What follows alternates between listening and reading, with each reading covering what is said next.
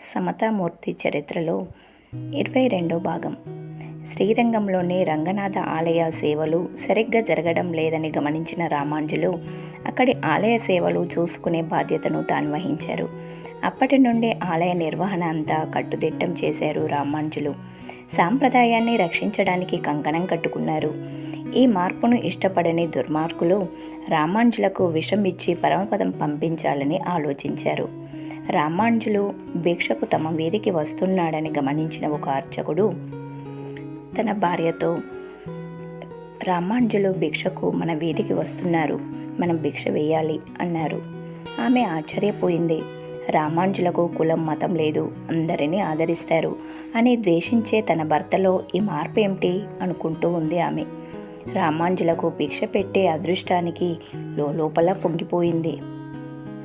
కానీ ఇంతలో తన భర్త, రేపు రామాంజులకు విషం కలిపిన ఆహారాన్ని ఇవ్వాలి అన్నారు. ఒక్కసారిగా అదిరిపోయింది. ఆమె దుఃఖిస్తూ నేలపై పడిపోయింది. భర్త ఆమెను లేవదీసి కూర్చోబెట్టాడు. అతడు, నా దారికే కాదు, నాలాంటి వారందరి దారికి అడ్డొస్తున్నాడు. అలాంటి వాడిని ఏం చేసిన పుణ్యమే, ఆ పుణ్యం నీవే కట్టుకో. ఇదిగో విషం, స్వయంగా నేనే కలిపి నీ చేతికిస్తాను. నేను చూస్తుండగా అతని భిక్ష పాత్రలో పెట్టాలి అన్నారు అర్చకుడు.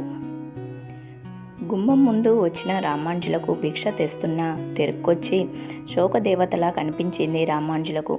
అయ్యో, ఈమె ఇలా దుఃఖిస్తుందేమిటి అనుకున్నారు రామాంజులు. ఆమె భిక్ష పాత్రలో వేసి రామాంజులకు వంగి దాసోహం చేస్తున్నట్టుగా తినవద్దు అని నేల మీద రాసి చెరిపివేసి వెళ్ళింది.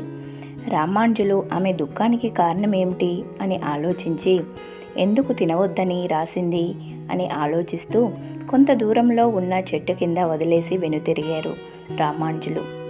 అంతలో ఒక కుక్క పరుగున వచ్చి ఆ ఆహారం తిని అక్కడికక్కడే మరణించింది. నాపై విషప్రయోగమా? ఎంత ఆవేదన అనుభవించావు తల్లి.